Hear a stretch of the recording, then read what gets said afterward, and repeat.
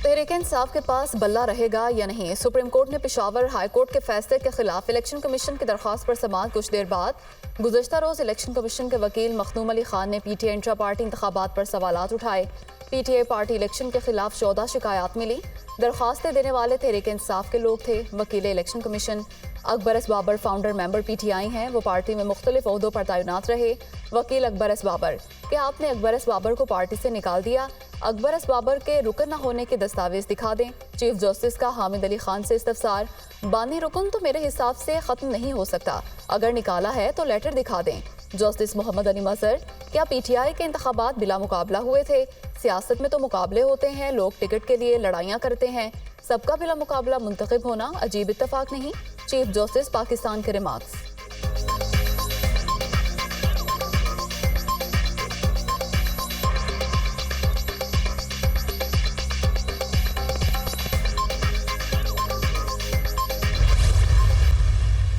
जमहूरियत जो इस मुल्क का मुकद्दर है, जो इस मुल्क का आईनी तकाजा है, उसके लिए लाजिम है कि हर पॉलिटिकल पार्टी के पास उसका निशान हो। 8 फरवरी के लिए अगर 1000 भी ऑर्डर मौजूद हो कि इलेक्शन हो, election free fair and transparent नहीं हुए और इसमें से सबसे पॉपुलर पार्टी को अगर आउट किया गया, दुनिया कभी आपकी इलेक्शन को नहीं मानेगी।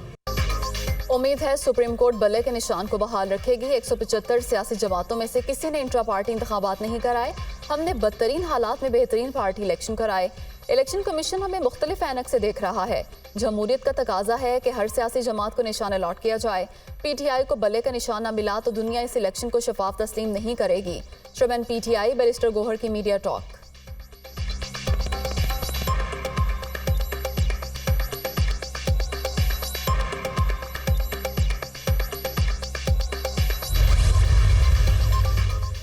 आम इंतखाबात का काउंटडाउन जारी। इंतखाबी गहमा गहमी, सियासी जमातों को आज इंतखाबी निशान अलॉट किए जाएंगे। सियासी जमातों ने अपने उम्मीदवारों को टिकट जारी कर दिए। मखसूस नशिस्तों पर उम्मीदवारों की स्क्रूटनी भी आज होगी। उम्मीदवारों की हतमी फहरिस्तें भी आज जारी की जाएंगी। सैकड़ों उम्मीदवार कागजात नामजदगी वापस ले चुके हैं।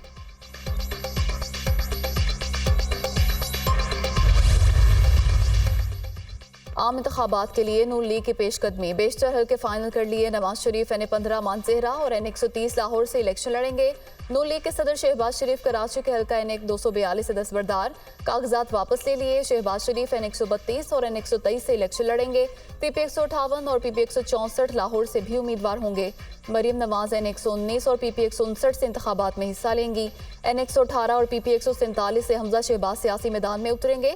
N120 से सरदार अयाज सादिक, N121 से शेख रुहेल असगर और N122 से ख्वाजा साद रफीक उम्मीदवार होंगे।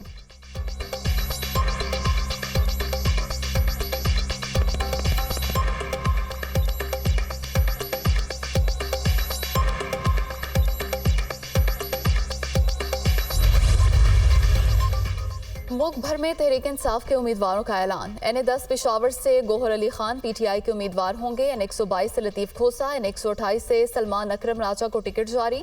N58 से अयाज अमीर, N129 से मियाजर को टिकट दे दिया गया। N130 से यास्मिन राशिद, N118 से आलिया हमजा उम्मीदवार होंगी।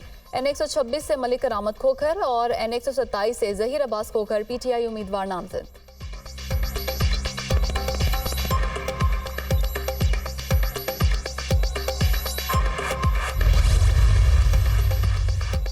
इंसाफ ने शेख रशीद और उनके भतीजे शेख राशिद शफीक के मुकाबले में अपने उम्मीदवार खड़े कर दिए। N56 से सरबरा अवामी लीग के मुकाबले में शहरियार रियाज को टिकट जारी।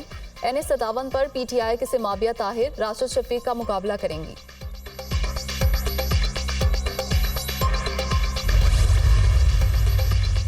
बानी पीटीआई परवेज इलाही समेत दीगर के कागजात मुस्तरद होने के खिलाफ दरखास्तों पर समाअत आज होगी। लाहौर हाई कोर्ट का 3 रुकनी बेंच समाअत करेगा। शाह महमूद कुरैशी, हमाद अजहर और फवाद चौधरी की दरखास्तों पर फैसले महफूज हैं। सनम जावेद की दरखास्त पर भी समाअत मुकम्मल हो चुकी। सियासी रहनुमाओं ने कागजात मुस्तरद करने के इकदाम को चैलेंज किया है।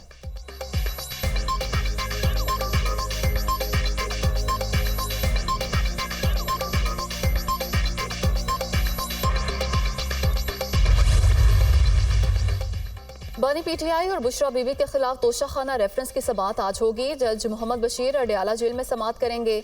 नैब गवाहान के बयानात कलमबंद होंगे।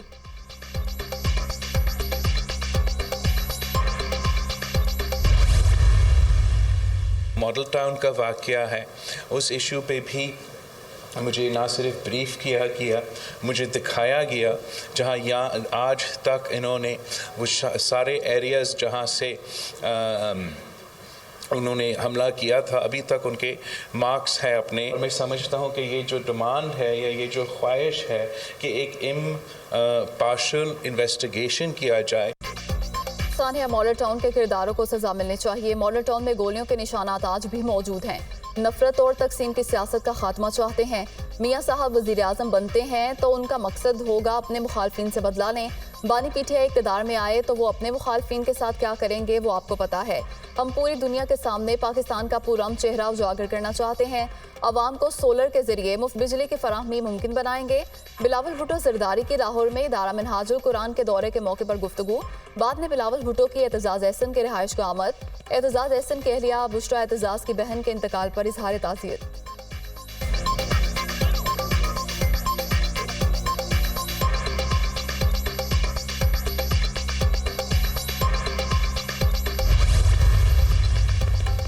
अमेरिका और बरतानिया के यमन पर एक बार फिर हमले। 73 मकामात को निशाना बनाया। हौसियों के रडार सिस्टम, सनाम एयरपोर्ट के करीब फौजी तंसीबात पर हमले। इत्तेहादी फौजों ने अल हदीदा शहर में बहरिया के मरकज और हाजा में फौजी अड्डे पर भी बमबारी की। फजाई हमलों में 5 अफराद जाँ बहक, मुतादिद जख्मी हो गए। हौसियों के जवाबी हमले। यमन के साहिल के करीब हौसियों का एक और बहरी जहाज पर मिसाइल हमला। तर्जुमान यमनी फौज के मुताबिक बहर अहमर में अमरीकी जहाज को निशाना बनाकर गर्क कर दिया।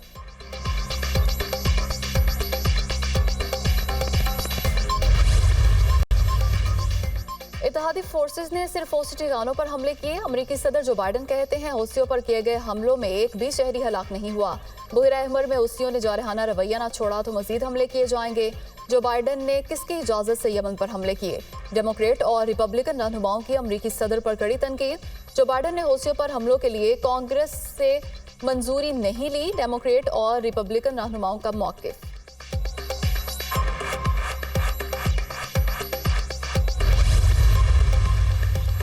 यमन की सूरत हाल पर अक़वाम मुत्तहिदा की सलामती काउंसिल का हम इजलास। रूस ने हौसियों के खिलाफ अमरीका और बरतानिया के हमलों को दूसरे मुल्क के खिलाफ खुली मुसल्लह जारहियत करार दे दिया।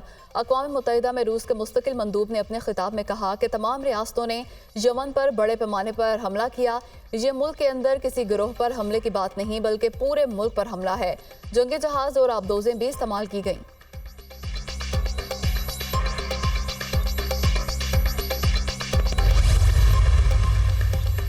अमेरिका और बरतानिया बहर अहमर को खून के समंदर में बदलना चाहते हैं। गजा और बहर अहमर ताकत के गैर मुतवाज़न इस्तेमाल की वाज़ेह शक्लें हैं। तुर्की के सदर रजब तैयब एर्दोगान कहते हैं इसराइल गजा में वहशियाना जारहियत का मुर्तकिब हो रहा है। उम्मीद है कि आलमी अदालत इंसाफ इसराइल को जवाबदेह ठहराएगी। इसराइल को जंगी मुजरिम साबित करने वाली दस्तावेजात पेश कर दी गई हैं। ये दस्तावेजी सबूत इसराइल के खिलाफ ट्रायल चलाने के लिए काफ़ी होंगे। रजब तैयब एर्दोगान।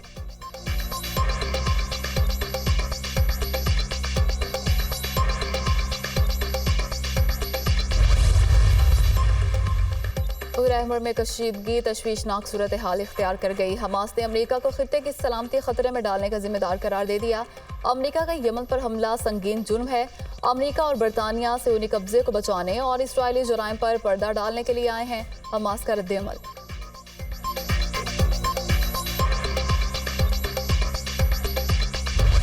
गजा में इसराइली फौज के मुजालिम जारी। एक रोज में 151 फलस्तीनी शहीद। बमबारी के नतीजे में गजा में इंटरनेट और टेलीकॉम सर्विसेज मुनक़ता हो गईं। जंग के दौरान 8000 अफराद मलबे तले दबे होने की वजह से लापता हो चुके। जंग में शोहदा की मजमूई तादाद 23,700 हो गई।